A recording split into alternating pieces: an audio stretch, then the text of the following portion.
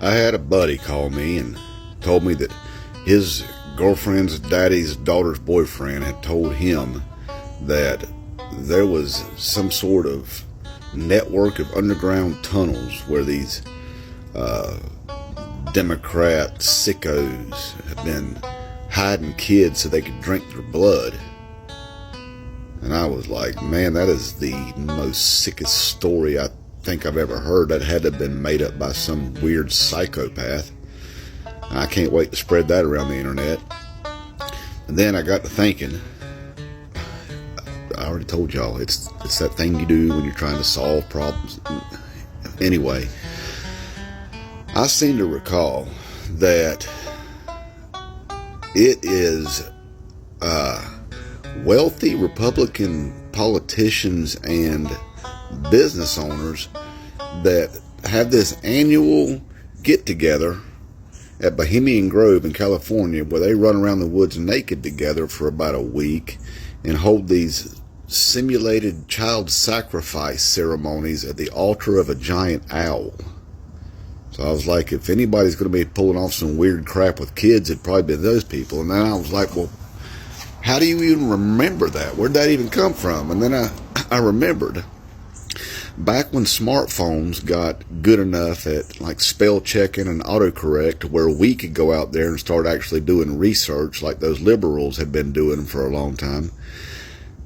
I discovered it then.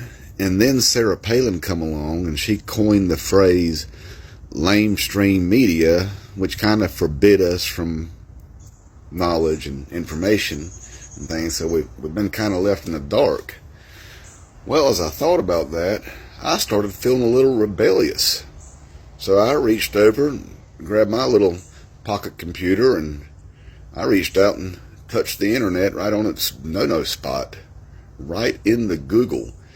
Next thing I know, I'm at Reuters and Associated Press and CNN and Washington Post and New York Times, and I'm just reading and reading and reading and reading, and then next thing I know, I'm out in the yard gluing my Ford badge back on the side of my pickup, and then headed up into town to the Chick-fil-A to grab me a couple of chicken sandwich clubs, and then I'm over at the Cracker Barrel sitting on the porch in rainbow rocking chairs eating my lunch and just enjoying my day. And then I leave there, head over to Walmart, grab me a 24-pack of 16-ounce Bud Lights, and then head down the street to Target where I grabbed a couple of Pride t-shirts for me and my buddy Ross for when we're hanging out at the hunting camp alone together. And then I headed on home and I stopped off at a Little League game just in time to catch the national anthem where I kneeled there in solidarity to people that's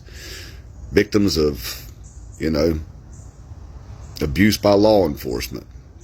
And kind of had an understanding that it's okay to kneel in a little disrespect for a country that's, needs its wrongs righted.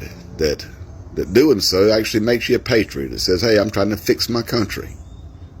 Otherwise, I'd just be one of them damn fascist nationalists.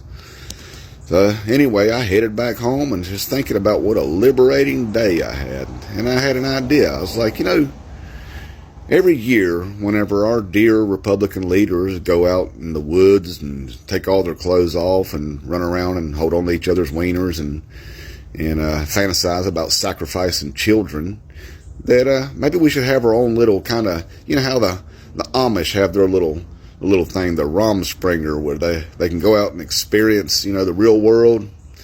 Maybe we should do that at least once a year. Let's all just have our little patriot Romspringer. Go out and absorb some knowledge, some information, experience reality a little bit, and then, make up our mind if we want to go back into our cult again or if we really like true freedom. What do you think, patriots? Sound like a good idea to you? Inmate Trump 2024.